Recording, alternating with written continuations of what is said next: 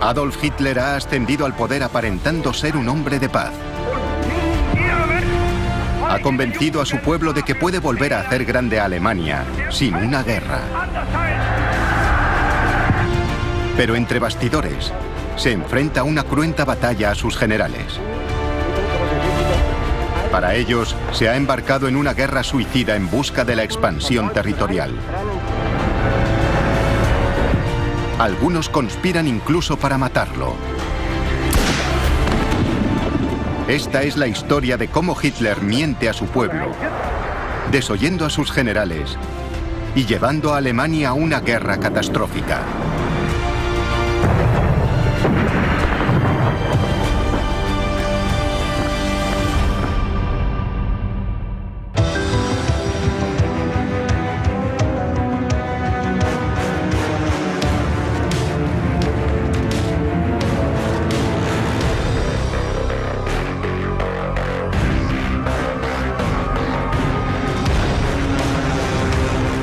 El ascenso del partido nazi, preparándose para la guerra. Berlín, 5 de noviembre de 1937. Un desapacible día de invierno de finales de 1937, Adolf Hitler convoca a los líderes militares de Alemania a una reunión en su cuartel general.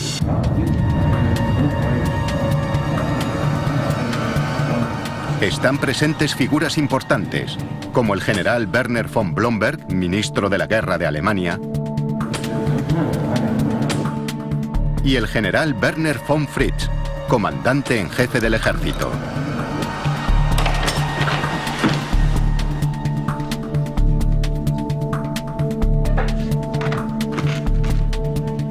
Creen que acuden a una reunión rutinaria. Pero Hitler les sorprende al empezar, explicándoles que lo que está a punto de comunicarles debe ser considerado su testamento. Hitler, a continuación, les explica sus planes de expansión militar. Primer paso: unir a las poblaciones de habla alemana, muchas de ellas incorporadas a países como Austria y Checoslovaquia en la nueva configuración de Europa tras la Primera Guerra Mundial. Segundo paso: avanzar hacia el este y ocupar territorios en Polonia, Ucrania y Rusia, para que el pueblo alemán cuente con espacio vital extra o Lebensraum. Es un sueño que ha perseguido durante casi 20 años. Muchos de los generales están de acuerdo con él. Pero entonces Hitler les comunica sus plazos. Las tropas alemanas se anexionarán Austria y Checoslovaquia posiblemente en menos de un año. Los países más orientales le seguirán rápidamente en los años siguientes. Es un programa tremendamente ambicioso. La alarma cunde entre los generales reunidos. Las fronteras de Europa están garantizadas formalmente por el poder militar de Gran Bretaña y Francia. A ojos de sus mandos militares, Hitler se dispone a llevar al país a una guerra suicida.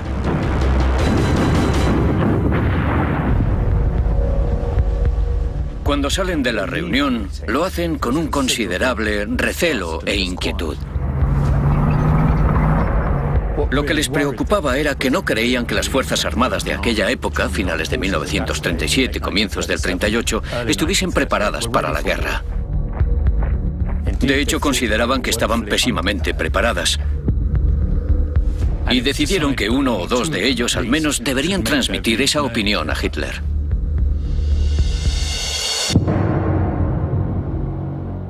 Uno de los dos que accede a hablar con Hitler es Werner von Blomberg. El mariscal von Blomberg era un soldado alemán de la vieja escuela. Blomberg es en realidad un general muy pro-Hitler. Él siempre ha demostrado ser simpatizante de los nazis. Pero incluso a él le sorprendió lo que Hitler les comunicó aquel día y empezaba a estar un poco cansado de sus planes expansionistas. Le acompaña Werner von Fritz, horrorizado también por lo que ha oído. pero Hitler se niega a escucharles. Hitler no estaba por la labor y sin duda en ese momento comenzó a dudar de su apoyo y comenzó a dudar de si podría llevar a cabo sus planes con ellos en sus puestos. Como los dos hombres averiguarían muy pronto, Hitler sabía cómo ocuparse de sus opositores.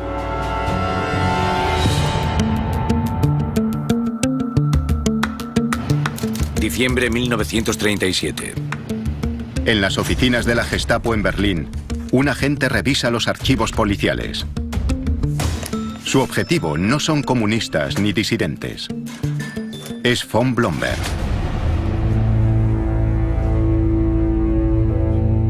Y muy pronto, el agente encuentra lo que está buscando.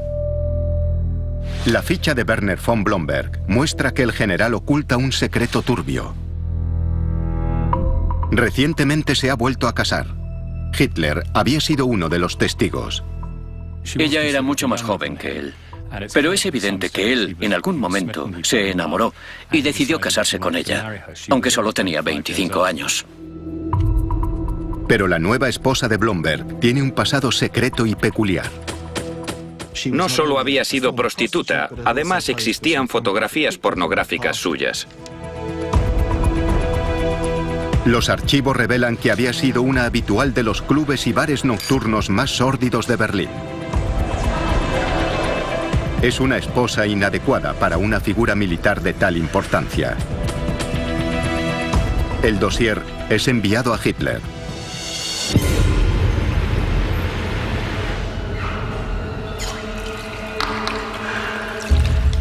Hitler, famoso por su mojigatería, se escandaliza. Había una anécdota que circulaba por Berlín, y es que Hitler se puso a lavarse compulsivamente porque le había estrechado la mano a esa mujer. Pero al mismo tiempo, aquello encajaba con el propósito de Hitler de librarse de von Blomberg. De librarse de la oposición que había encontrado a sus planes militares. Blomberg es convocado a una reunión, donde se le da a elegir: dimitir o que el pasado de su esposa se haga público. Como Hitler había imaginado, decide dimitir. Días después, Werner von Fritsch también es convocado a una reunión con el Führer. Aparece misteriosamente un archivo que sugiere que Fritsch había tenido una relación homosexual. La homosexualidad para los nazis era algo repugnante. Y para Hitler, que era tremendamente homofóbico, era algo totalmente inaceptable. Fritsch también se ve forzado a dimitir.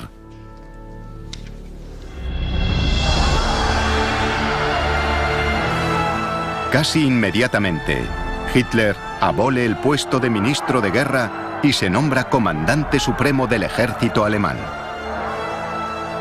Emerge de la situación con un control mucho mayor del ejército del que había disfrutado el otoño anterior. El ejército se ha convertido en su criatura. Está más subordinado a su voluntad. Y ha eliminado fulminantemente todo rastro de libertad de acción.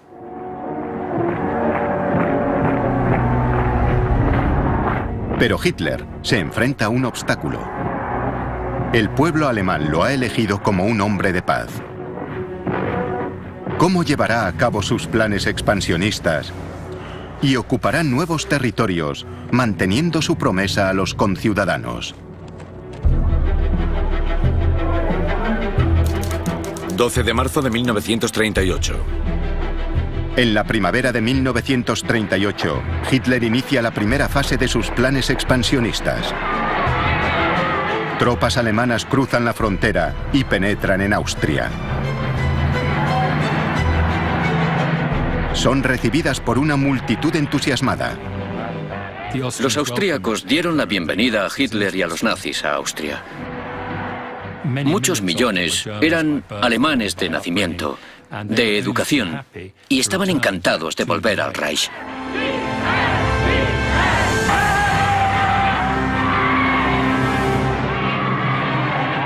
En solo días, Hitler llega a Viena y reclama a Austria para su nueva y gran Alemania.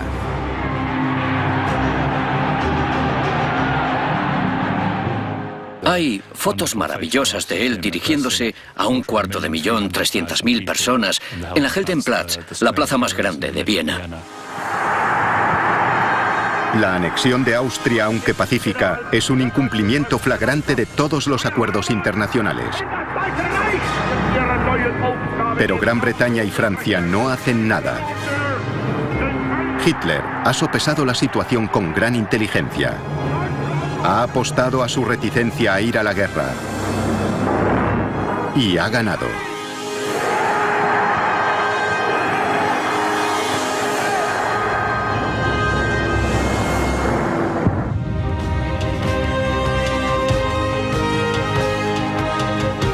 En Alemania, el júbilo se desborda.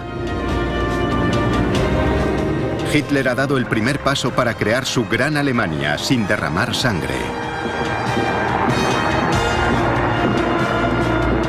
Y así, ha mantenido también la promesa hecha a su pueblo de no llevar al país a la guerra.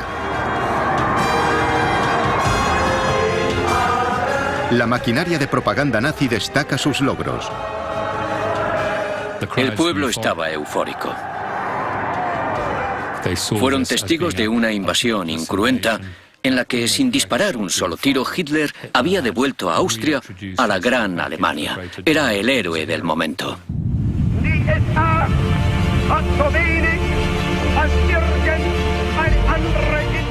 Joseph Goebbels, ministro de propaganda de Hitler y confidente, habla por muchos cuando escribe: El Führer es maravilloso, un auténtico genio. Se sienta ante los mapas durante horas y medita. Es emocionante cuando dice que quiere vivir para ver un nuevo imperio germánico.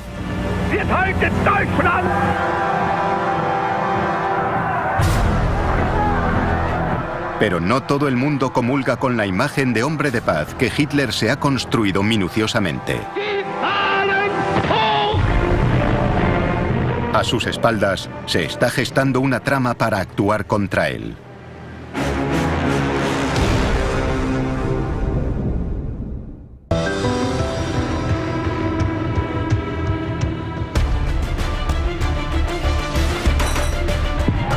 La anexión pacífica de Austria que ha conseguido Hitler le ha otorgado una gran popularidad. Le ha permitido mantener su promesa al pueblo alemán de que no lo llevará a la guerra. Pero en privado, para consternación de muchos de sus generales, planea otra ampliación agresiva de las fronteras alemanas.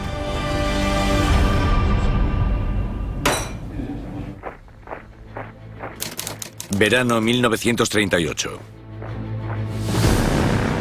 5 meses después de la anexión de Austria, Hitler congrega tropas en la frontera con Checoslovaquia y amenaza con una invasión. El país tiene una numerosa minoría alemana. Buena parte vive en una zona fronteriza, en la zona conocida como los Sudetes. Son el siguiente objetivo en la lista de la compra de Hitler para incorporarlos a la nueva y gran Alemania. En su opinión, el pueblo alemán tenía derecho a vivir unido en un gran Estado-nación. Hitler simplemente creía que esta era una causa natural y justa, y no dudó en convertirla en el elemento central de su política exterior.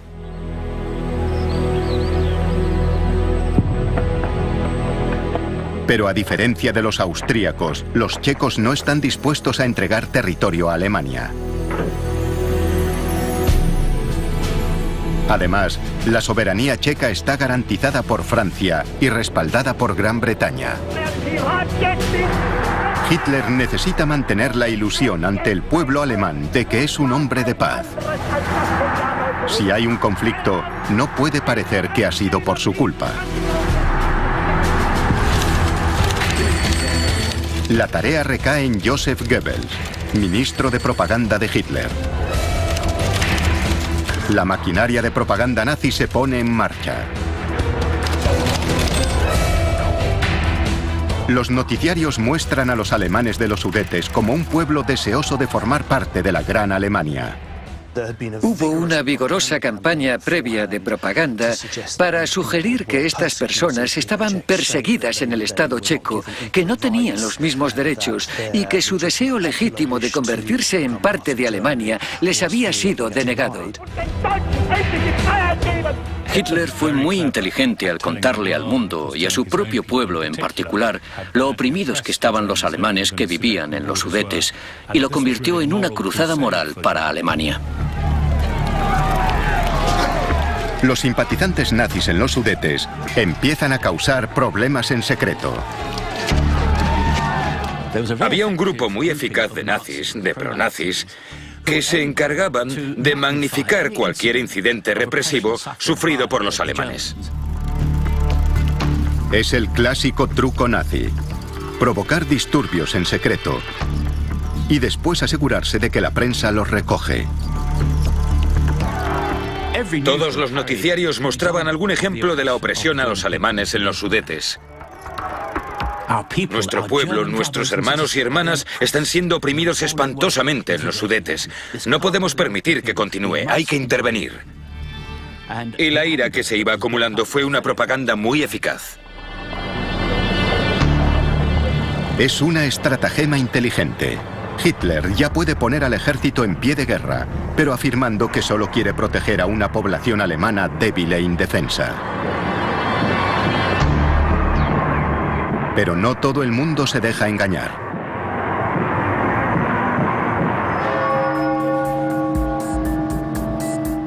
Berlín, septiembre de 1938. A finales de ese verano, en una catedral de la capital alemana, se desarrolla una escena extraordinaria.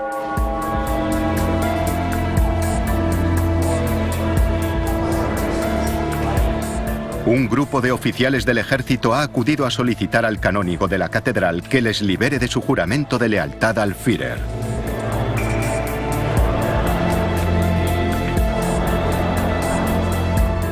Entre ellos está Hans Oster, coronel de la inteligencia militar alemana.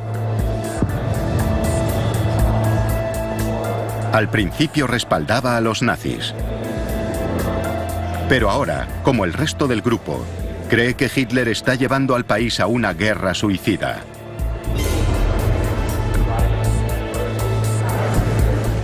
El canónigo de la catedral, también disidente, está encantado de ayudarles. Les dice que Hitler es un tirano y que no tienen obligación de seguirle. Fue un paso muy difícil para estos militares de carrera. Después de todo, era su comandante en jefe.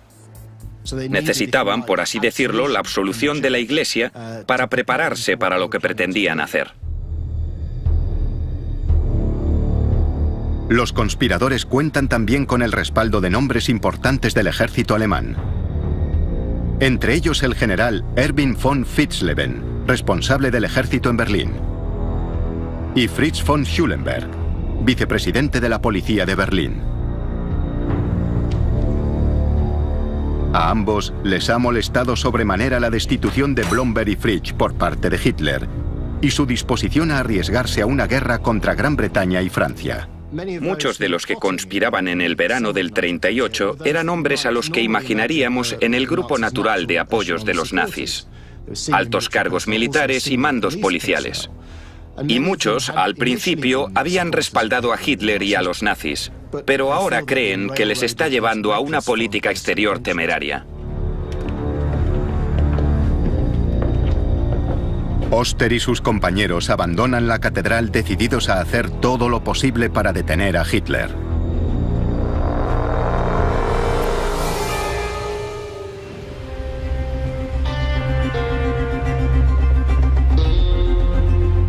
Durante los meses siguientes, los conspiradores elaboran su plan.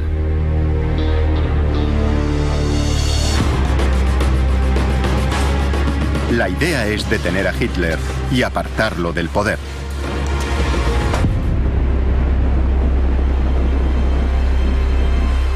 Recorren Berlín, estudiando los lugares en los que podrían emboscarlo. Pero la gran pregunta pendiente es, ¿cuándo actuar?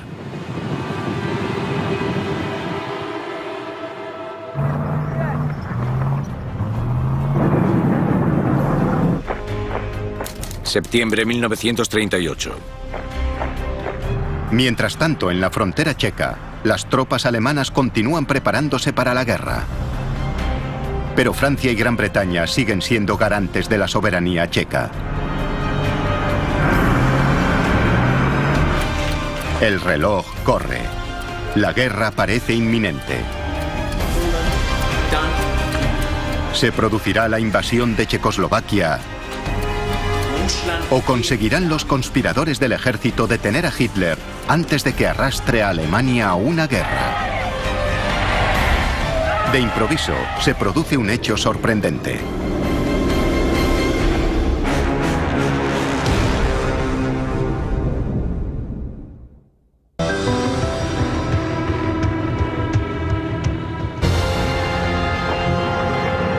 Mientras Hitler se prepara para la guerra contra Checoslovaquia, el descontento crece en el ejército alemán. Muchos de sus miembros temen que acabe llevando al país a una guerra suicida. Han hecho planes para su eliminación. Pero entonces se produce un hecho inesperado.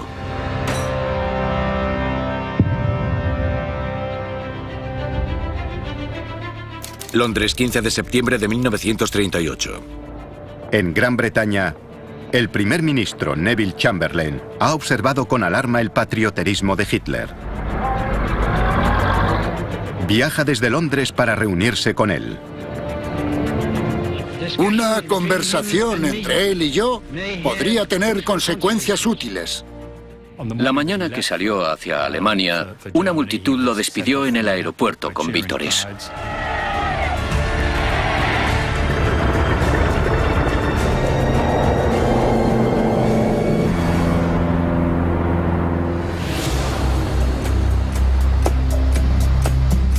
En Alemania, Chamberlain es recibido por Hitler en Berghof, su retiro de montaña en los Alpes alemanes. Chamberlain y Hitler son figuras diferentes, les separan 20 años, el uno tiene 69 y el otro 49. Chamberlain tuvo que sentirse una figura muy extraña, entre tanto alemán con uniforme nazi, con su cuello alto, su corbata, su paraguas cerrado. Chamberlain parece un estadista de la vieja escuela. Hitler parece muy diferente. Fue el encuentro de dos culturas, la vieja escuela de la diplomacia británica representada por Chamberlain y este nuevo y agresivo movimiento nazi. Como simbolizando el significado de la reunión, estalla una fuerte tormenta. Aquel día se desató una tormenta, como no podía ser de otra forma, y menuda tormenta se vivió. A Chamberlain, como les pasa a muchos cuando conocen a Hitler, le impresiona el carisma, la personalidad, el carácter de ese hombre. Y eso da a Hitler una gran ventaja para conseguir lo que quiere. Hitler, una vez más, se presenta como un hombre de paz, que solo intenta ayudar a sus compatriotas. Exige un referéndum en los Sudetes para votar su secesión de Checoslovaquia. Chamberlain parece aceptar su argumentación y accede a intentar convencer a los gobiernos francés y checo. Pero deja una pobre impresión en sus anfitriones alemanes. Cuando se marchó aquella noche, hubo muchas bromas entre el personal y otras personas presentes en Berghof sobre Chamberlain. Los alemanes no tenían ninguna duda, tras haberlo conocido, de que era un hombre al que podrían manejar.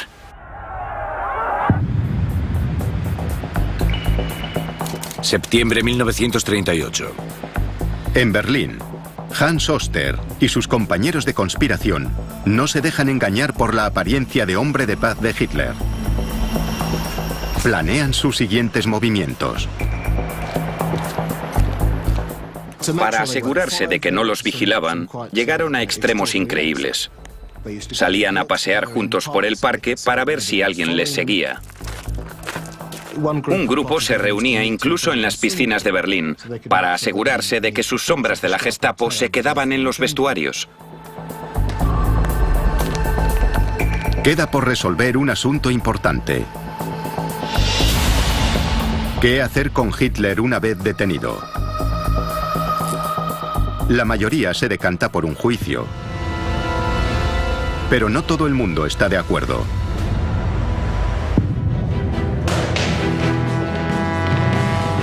Uno de ellos es el mayor Friedrich Wilhelm Heinz, exmatón de extrema derecha. Friedrich Wilhelm Heinz tenía un pasado pintoresco. Había participado en la Primera Guerra Mundial y pertenecido a las organizaciones paramilitares de derechas de los años 20. Heinz apoya la causa nazi, pero no el liderazgo de Hitler. Y contesta a Oskar, el líder espiritual de la rebelión. Hitler vivo es más fuerte que todas nuestras divisiones. Hay que matarlo. Los dos hombres alcanzan un acuerdo secreto. Hitler será abatido. En la confusión del arresto. Ahora hay posibilidades muy reales de que Hitler acabe muerto. Bad Godesberg, 22 de septiembre de 1938. 5 días después de su primer viaje para ver a Hitler, Chamberlain regresa a Alemania. La segunda reunión se celebra en la pequeña localidad balneario de Bad Godesberg, a orillas del Rin. El hotel de Chamberlain, el Petersburg, se encuentra en una orilla del río. Hitler se aloja en su favorito, el Dresden, en la opuesta. El Dresden era el lugar en el que Hitler tradicionalmente se relajaba, donde se alojaba cuando iba de vacaciones. Herr Dresden, el propietario del hotel, era un nazi recalcitrante. Y tenía una costumbre interesante. Cuando Hitler se alojaba allí, subastaba después los objetos que había en la habitación para ganar un dinero extra.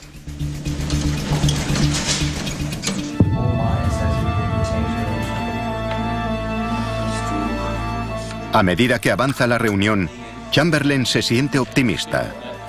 Dice a Hitler que ha conseguido el trato que él deseaba. Gran Bretaña ha convencido a los gobiernos francés y checo de que acepten la demanda alemana y que se permitan elecciones en los Sudetes para que la población decida si quiere formar parte de Alemania. La guerra puede evitarse. Dicho eso, se recostó en su silla con un gesto que indicaba a que lo he hecho bien.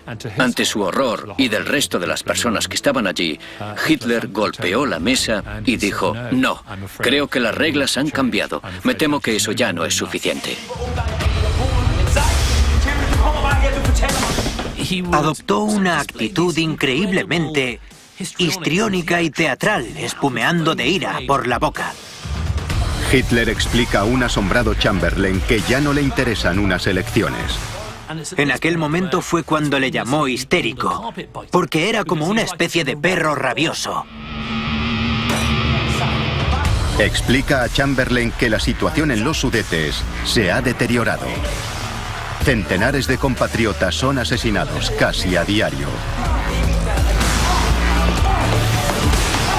Olviden las elecciones. Invadiremos a no ser que los checos entreguen los Sudetes a Alemania inmediatamente. En ese momento, Chamberlain literalmente abre la boca de asombro. Se incorpora totalmente sorprendido por lo que acaba de decirle Hitler. Porque no significa que hayan vuelto a la casilla de salida, sino a la casilla anterior. A esas alturas, la situación tiene muy mala pinta.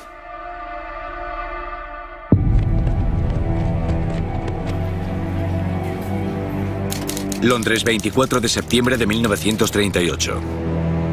Chamberlain vuelve a casa muy alterado. Tiene ante sí una decisión trascendental. debe convencer al mundo de que a Hitler le asiste el derecho legítimo de invadir los Sudetes o llevar a Gran Bretaña a la guerra. Enseguida toma una decisión. Pronuncia ante la Cámara de los Comunes una frase que se ha hecho famosa. La amenaza de invasión de los Sudetes por parte de Hitler es una simple riña en un país lejano, entre personas de las que no sabemos nada.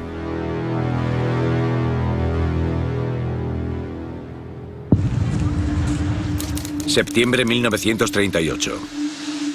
En Berlín, los conspiradores del ejército están convencidos de que Hitler está llevando al país a la guerra.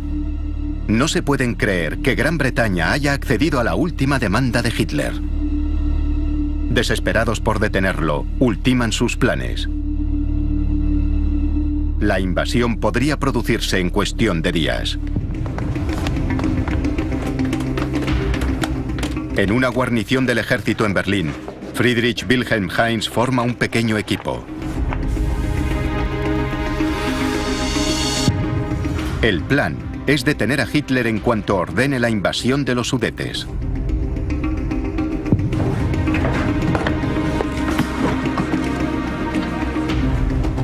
Se reparten armas, munición y granadas de mano.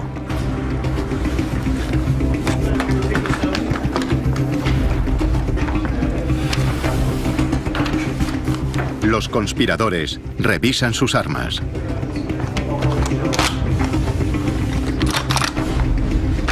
Pero entonces ocurre algo que no habían previsto.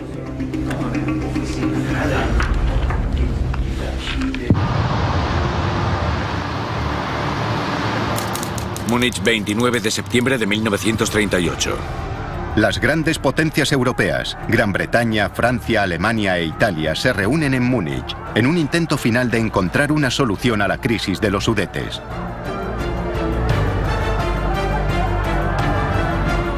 El encuentro se celebra en el Führerbad, el enorme cuartel general nazi en Múnich.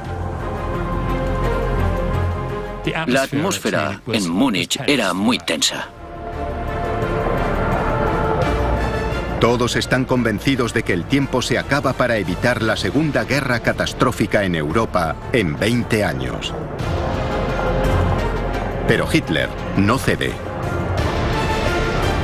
Incluso ahora, en público, mantiene la imagen de que no desea la guerra, pero que los checos le obligan a ella.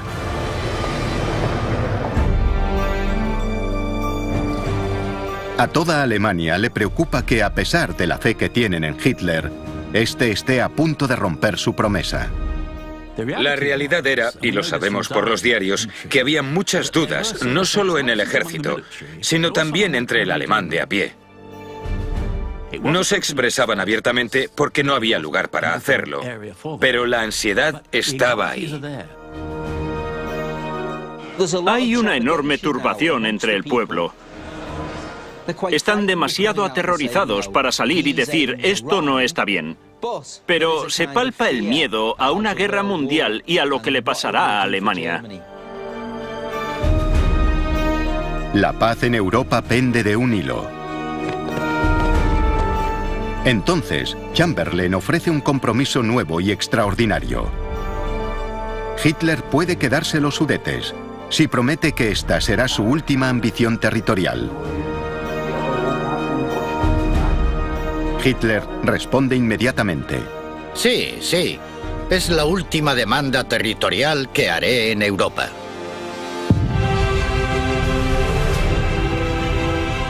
En cuestión de horas se firma el Acuerdo de Múnich.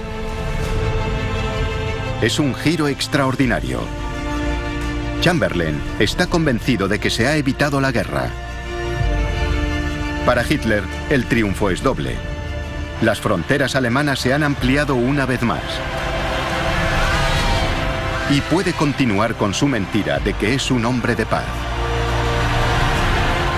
Una vez más, es un héroe nacional.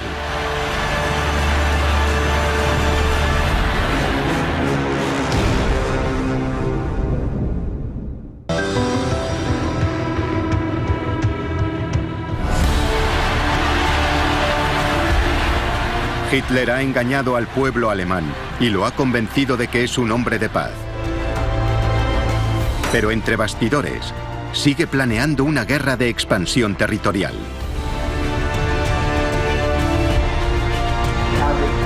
Irónicamente, con el Tratado de Paz de Múnich, se desvanece la última oportunidad de detenerlo.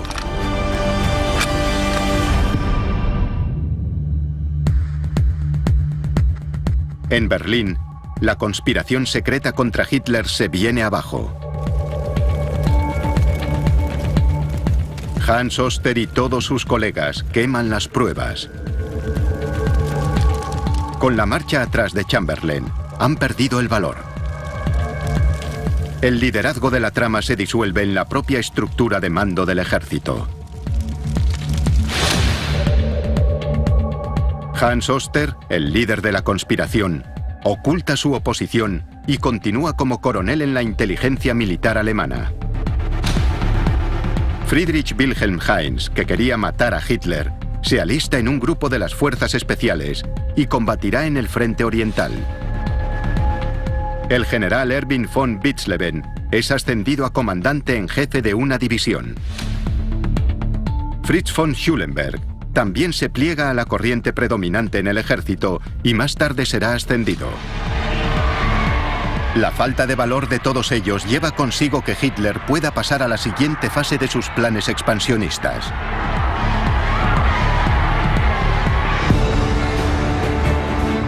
Checoslovaquia, 15 de marzo de 1939.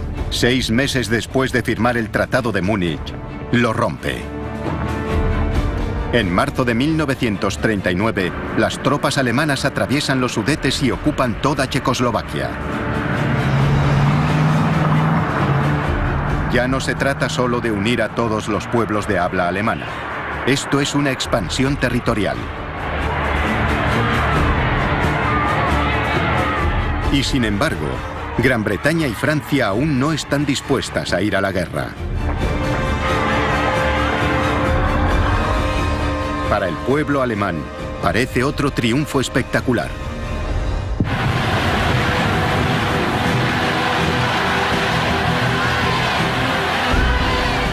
Una euforia renovada recorre el país. Alemania no solo ha conseguido los Sudetes, sino toda Checoslovaquia sin disparar un solo tiro. Es el primer paso de Hitler en la consecución del Lebensraum, el espacio vital extra que prometió al pueblo alemán. Hay una idea generalizada que se remonta al siglo XIX, según la cual Alemania no tenía espacio suficiente para sus habitantes. La popularidad de Hitler se dispara hasta las nubes. Había demostrado que podía correr riesgos. Eran riesgos calculados, pero calculados con tanta inteligencia que dieron frutos. Para muchos, es el mejor diplomático de la historia del país. Las cartas y poemas laudatorios se suceden. Una joven de 17 años escribe: Hitler es un gran hombre, un genio, una persona que nos ha enviado el cielo. Un periódico occidental publica: la gran mayoría de los alemanes han encontrado algo que les identifica con Hitler y sus logros. Lo que los alemanes no saben es que esta será la última gran victoria de Hitler sin derramamiento de sangre.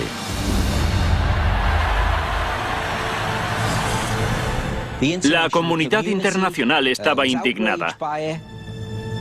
Stalin lo denunció, Chamberlain lo denunció y Francia lo denunció. Hitler va lanzado hacia la guerra. La única forma de detenerlo es creando una alianza militar poderosa. Pero incluso ahora, el pueblo alemán mantiene su fe en que no irán a la guerra. Se equivoca. Polonia, 1 de septiembre de 1939. A primeros de septiembre, un buque de guerra alemán anclado en el puerto libre de Danzig abre fuego contra una guarnición polaca.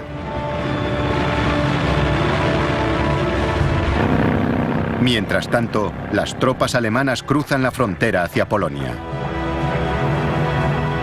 Esta vez, Gran Bretaña y Francia reaccionan. Ambos países han firmado un tratado que garantiza la independencia polaca.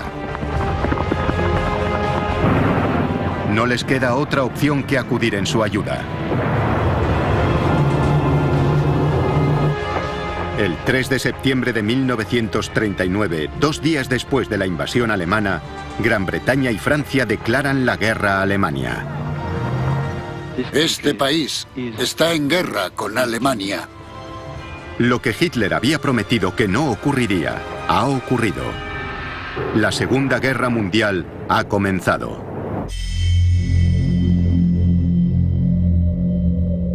En Alemania, el ambiente es de miedo y desastre.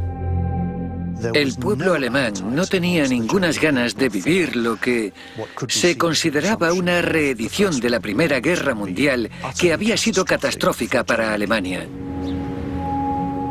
Por los documentos de la época, sabemos que el ánimo en Berlín era sombrío y depresivo.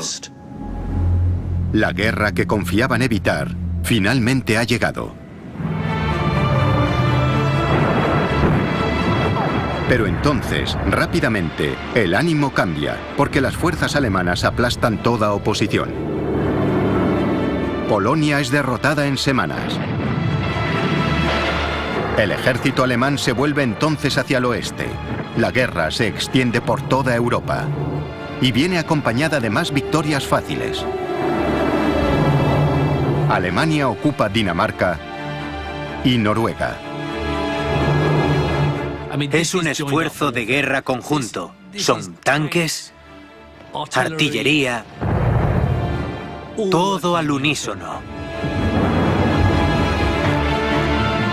Poco después, las fuerzas alemanas invaden Bélgica y Holanda. Es una guerra nunca vista. Es algo realmente devastador. Es una guerra brutal.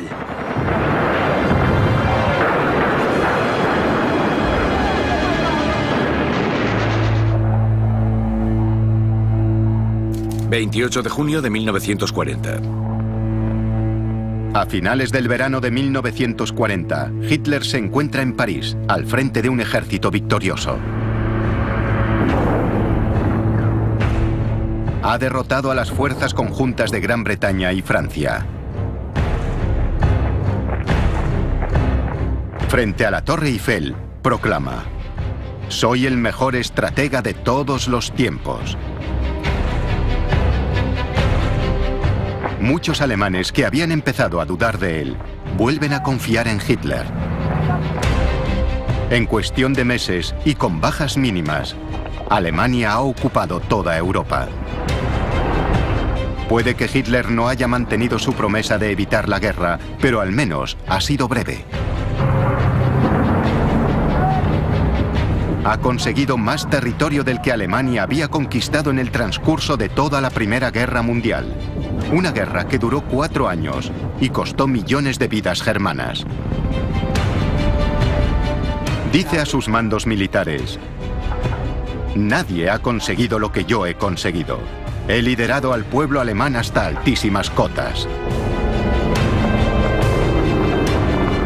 Pero lo que los alemanes no saben es que la guerra dista mucho de haber terminado. La devastación no ha hecho más que comenzar.